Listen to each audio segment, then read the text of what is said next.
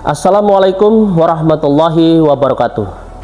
Perkenalkan, saya Dr. Engineering Aldias Bahatmaka STMT MN dengan NIDN 0011059108. Saya merupakan dosen dari program studi S1 Teknik Mesin Fakultas Teknik Universitas Negeri Semarang. Saya mengajar beberapa mata kuliah, salah satunya adalah mata kuliah metode numerik.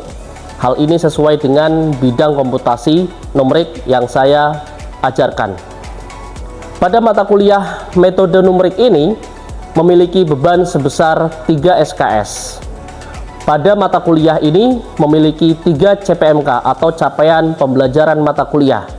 CPMK pertama adalah mahasiswa mampu memahami pentingnya numerik dan menguasai dasar-dasar baik secara manual maupun secara numerik. CPMK kedua adalah mahasiswa mampu menguasai pemrograman dasar dengan perangkat lunak komputasi dan memanfaatkan metode numerik serta menyelesaikan problem-problem dasar numerik. CPMK ketiga adalah mahasiswa dapat menerapkan dan menyelesaikan problem numerik di bidang teknik mesin. Pada mata kuliah ini, saya menggunakan metode DIA, yaitu Delivery, Interaction, dan Assessment. Pada mata kuliah metode numerik, proses pembelajaran dilakukan menjadi 2 hal. Yang pertama adalah sinkronus, yaitu pengajaran secara langsung di dalam kelas. Yang kedua adalah asinkronus, yaitu pengajaran melalui media pembelajaran yang dikembangkan oleh Universitas Negeri Semarang, yaitu ELENA. Pada mata kuliah metode numerik memiliki aspek penilaian. Ada beberapa aspek penilaian pada mata kuliah ini. Yang pertama adalah aktivitas partisipasif sebesar 25%. Kemudian yang kedua adalah hasil proyek sebesar 35%. Yang ketiga adalah tugas, baik itu tugas mingguan maupun tugas kelompok, yaitu sebesar 5%. Dan juga kuis sebesar 5%, kemudian ujian tengah semester sebesar 10%, dan ujian akhir semester sebesar 20%. Sehingga total menjadi 100% untuk evaluasi pada mata kuliah metode numerik. Dan pada mata kuliah ini, kami memberikan beberapa kuis secara langsung maupun tugas yang dikerjakan oleh mahasiswa. Dan berikut akan saya tampilkan bagaimana proses pembelajaran yang saya lakukan di dalam kelas. Selamat menyaksikan. Assalamualaikum warahmatullahi wabarakatuh. Selamat pagi teman-teman semuanya. Oke, gimana kabarnya? Sehat ya? Oke, hari ini kita akan membahas terkait materi kuliah hari ini. Materinya adalah tentang metode numerik. Nah, nanti teman-teman kita akan berikan beberapa gambaran, kemudian beberapa informasi mengenai perkuliahan hari ini. Sebelum memulai perkuliahan, baiknya kita berdoa sejenak agar perkuliahan kita bisa berjalan dengan lancar. Oke, berdoa dipersilahkan.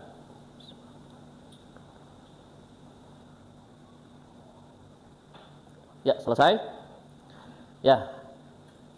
Sebelum kita memulai, saya akan berikan sekilas ya supaya teman-teman kita tahu juga. Nah, mungkin teman-teman bisa coba akses barcode atau link.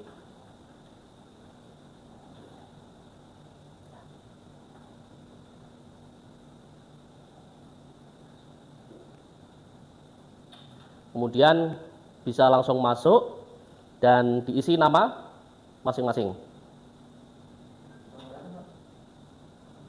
Nggak kelihatan? Saya besarkan sebentar. Ya.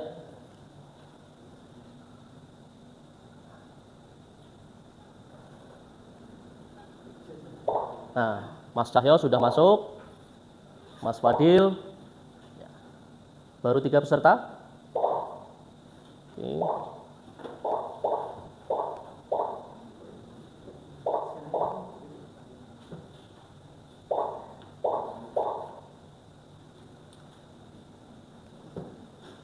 Sudah semua?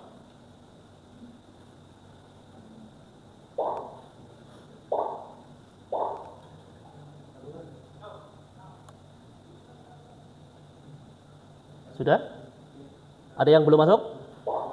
Oke, silakan yang belum bisa langsung masuk. Kurang berapa? 2 orang? Ya, sudah semua. Oke, kalau sudah kita akan mulai. Ya. Teman-teman bisa lihat?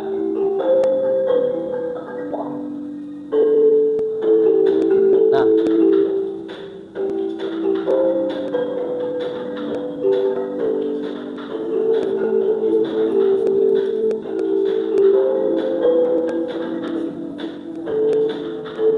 oke, sudah mengisi.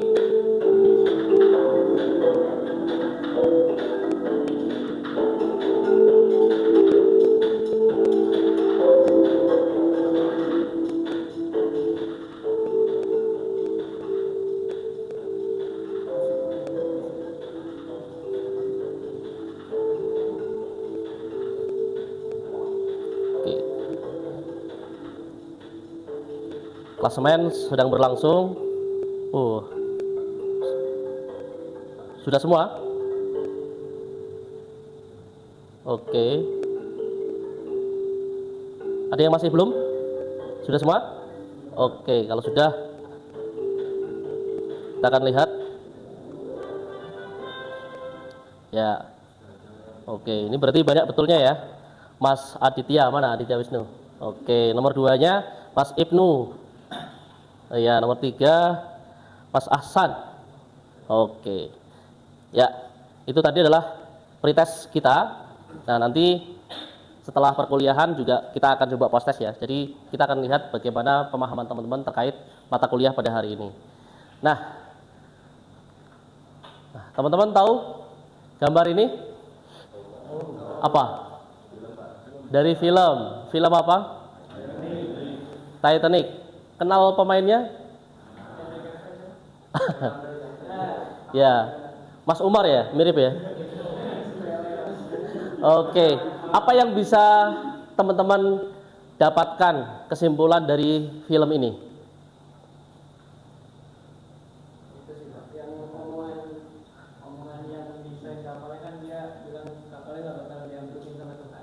Oh, oke, tentang kesombongan gitu ya. Oke, ada lagi Mas Sanjaya? Kalau dihubungkan dengan teknik mesin apanya? Ada enggak? Ada enggak? Struktur, material, pengaruh material. Oke. Kalau hubungannya dengan numerik?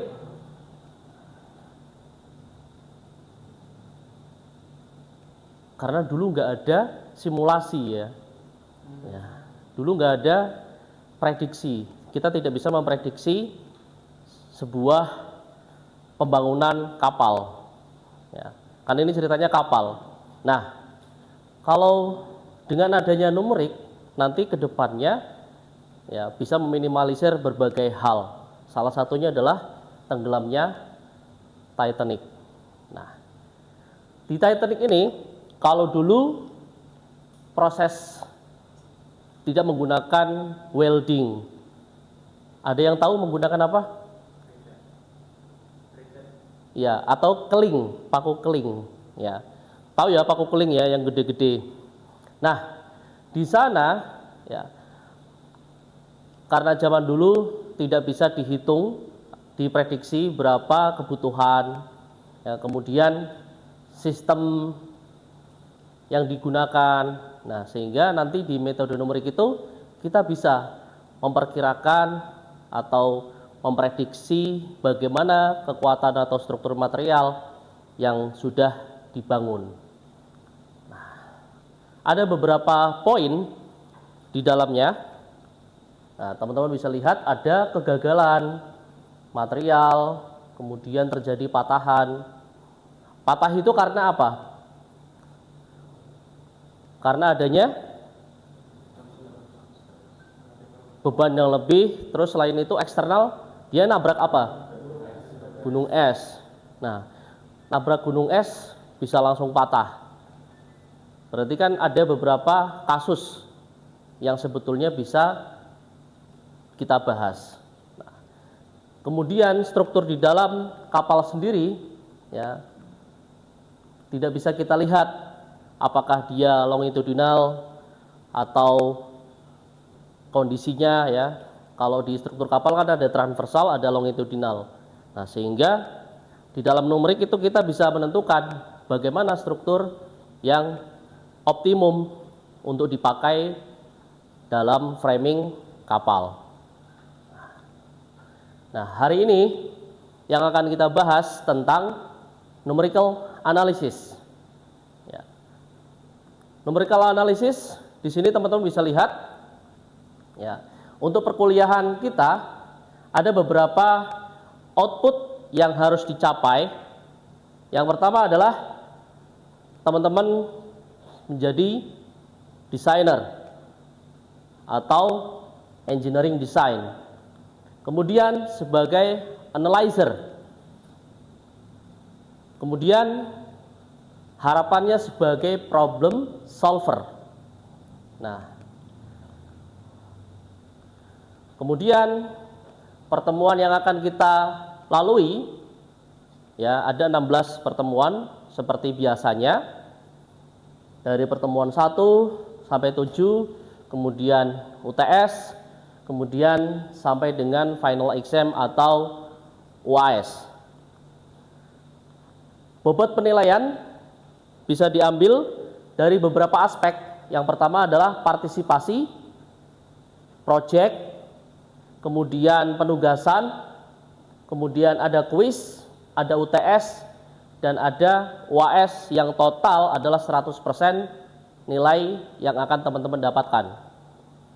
Nah, untuk syarat lulus harus lebih dari 50 poin ya dari masing-masing bobot, sehingga nanti bisa dikatakan lulus dari mata kuliah metode numerik atau numerical analysis. Referensi ada beberapa sumber pustaka tentang metode numerik. Kemudian ada sumber dari penelitian. Salah satunya adalah penelitian dari jurnal yang sudah saya terbitkan, salah satunya tentang numerical analysis pada studi kasus kapal ikan untuk menganalisa hambatan atau resisten pada desain sebuah kapal ikan. Nah, yang kedua ada jurnal dari rekan dosen dari teknik mesin juga tentang optimasi numerik dengan menggunakan Taguchi algoritma, genetik algoritma. Nah, secara umum numerik analisis dibagi menjadi 3 stage. Yang pertama adalah secara base atau preliminary sebelum kita menentukan kasus. Kemudian kita harus menentukan bagaimana prinsipal atau pendekatan yang akan digunakan. Setelah itu kita baru menentukan metodenya atau stage-nya. Di metode mana yang bisa kita terapkan. Kemudian di metode numerik, sebelum muncul metode numerik ada beberapa proses analisis. Ya, yang pertama adalah analytical, di mana analytical itu adalah menggunakan studi kasus yang sangat sederhana. Kemudian hanya menggunakan 1 atau 2 pendekatan rumus dasar, sehingga banyak kelemahan ketika kasusnya semakin kompleks, tidak bisa diselesaikan. Kemudian diselesaikanlah dengan menggunakan eksperimen. Nah, eksperimen ini jelas bisa menyelesaikan kasus yang kompleks, namun biayanya mahal. Selain itu membutuhkan waktu yang cukup dan prosesnya juga berjenjang cukup lama.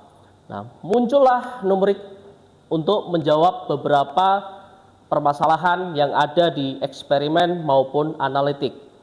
Salah satunya adalah kita bisa efisien waktu. Yang kedua, hemat biaya. Kita bisa memprediksi dengan beberapa pendekatan, tidak hanya satu atau dua. Bahkan ribuan rumus bisa kita komparasikan, kita bandingkan, sehingga akan membentuk sebuah linear data. Nah, linear data itu yang bisa kita gunakan untuk menganalisa bagaimana atau memprediksi permasalahan yang ada. Sebagai contohnya, nanti akan saya jelaskan. Nah, ini gambaran secara sekilas. Nah, tadi ya, mengurangi sistem atau cost biaya dan bisa diterapkan dengan kondisi apapun, masalah yang kompleks sekalipun. Sekarang sudah banyak pengembangan atau implementasi pada studi kasus di bidang teknik mesin. Kemudian accurate karena mendekati data eksperimen, ya. Kemudian improvementnya juga bisa digunakan dan pasti efisien secara waktu. Nah, bagaimana proses metode numerik yang seharusnya digunakan? Nah, kalau kita bicara proses pasti panjang, ya. Ini saya gambarkan sebentar. Jadi di sini teman-teman bisa lihat berawal dari permasalahan analitik atau matematis. Di dalam proses matematis biasanya menggunakan diferensial, kasus, ya. Tapi ketika ordonya meningkat, kemudian semakin kompleks, maka kita membutuhkan banyak tabel data. Bagaimana kalau sampelnya sampai 1000? Kita butuh bantuan komputer. Nah, muncullah komputasi, ya, termasuk menggambar. Di dalam menggambar sebelum ada CAD, computer aided design, semua digambar secara manual. Tapi ketika gambarnya semakin banyak, semakin kompleks, sehingga dibutuhkan bantuan komputer. Nah, sehingga akan dibandingkan, ya, analitik dan numerik. Bagaimana handling komputasi di dalam kasus ini? Ada banyak teori ataupun buku yang teman-teman bisa gunakan, ya, mulai dari dasar pemrograman sampai nanti implementasi numerik. Nah, prosesnya, kalau kita berbicara proses, pertama adalah kita membuat sebuah model. Yang selanjutnya adalah kita harus bisa menjabarkan model ini seperti apa atau simplifikasinya bagaimana. Baru kita bisa menentukan formulanya yang akan digunakan apa. Kemudian kita melakukan analisa. Nah, di dalam numerik yang paling penting adalah benchmarking atau validasi. Nah, seringkali validasi ini yang akan kita lakukan berulang, ya. Karena kita akan membandingkan data yang kita hasilkan dari sistem komputasi dengan data eksperimen atau teori.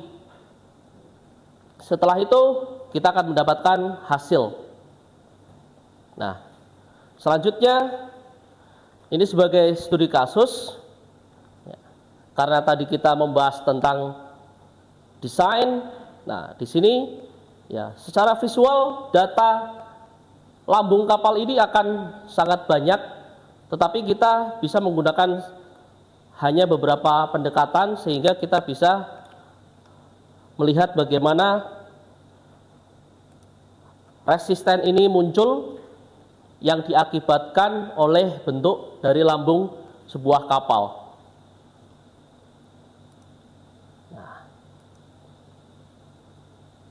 Dan juga kita bisa melakukan simulasi, ya, yang tidak bisa dijangkau oleh eksperimen sekalipun.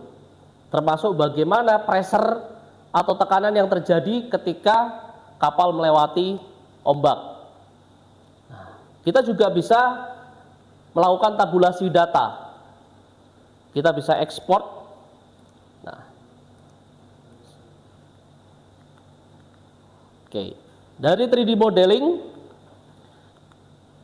kemudian kita bisa menghubungkan menjadi sebuah lambung, dan endingnya nanti kita akan bisa melakukan beberapa analisis, misalnya dengan menggunakan finite element.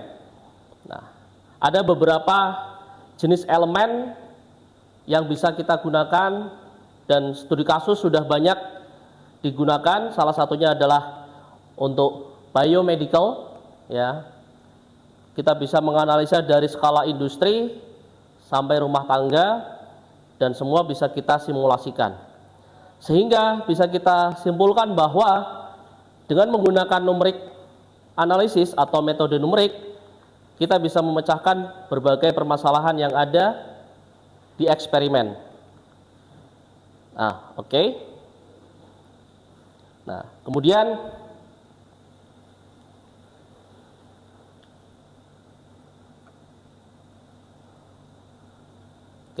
sekarang kita akan coba tes lagi.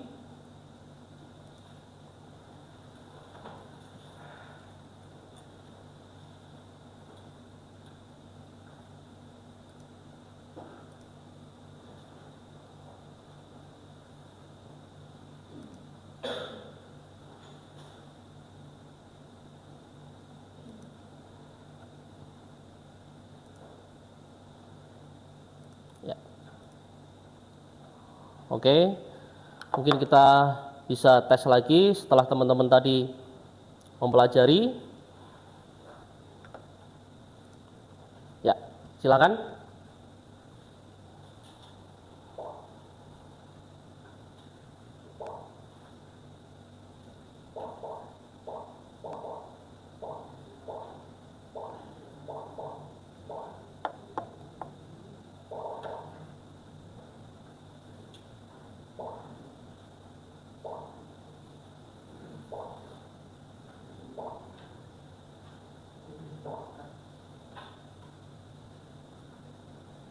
Oke, kita akan mulai.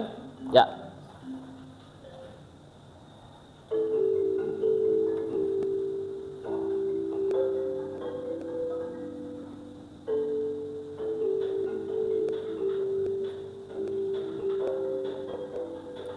Oh, banyak yang hijau ya.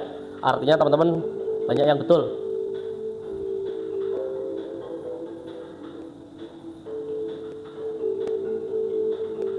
Oke.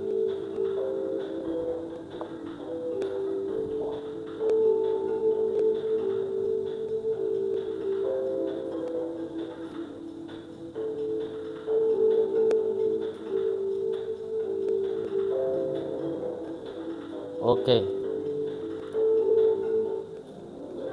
Ya.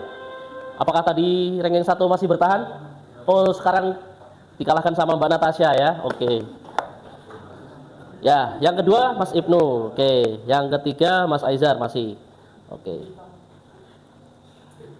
Ya, artinya ada peningkatan ya setelah materi disampaikan.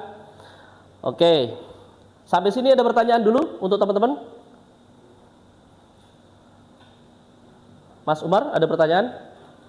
Itu juga paling kalau nanti udah masuk minggu selanjutnya, ntar mulai kita analisisnya pakai software apa? Oke, tentang software. Nanti kita akan mulai software yang teman-teman biasa gunakan dulu. Seperti misalnya ANSYS ya. Tapi nanti setelah itu kita akan coba menggunakan open source. Open source artinya gratis. Ya, nanti ada banyak sekali tools atau software yang bisa kita gunakan dari yang berbayar sampai yang tidak berbayar. Tapi nanti kita akan coba yang dua-duanya. Oke. Ya. Dan untuk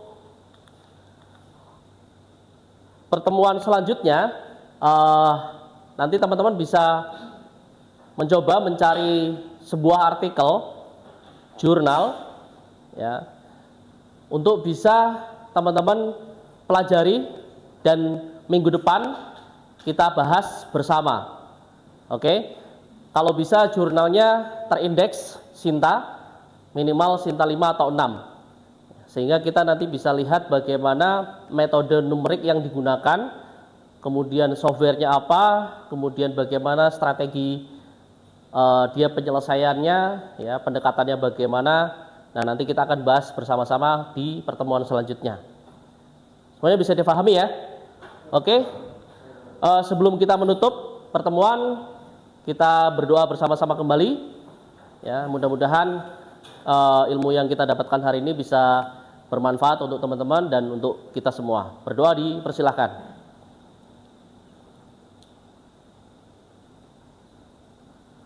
Oke, selesai. Terima kasih atas perhatian dan kehadiran teman-teman semuanya. Kita akhiri semuanya. Assalamualaikum warahmatullahi wabarakatuh.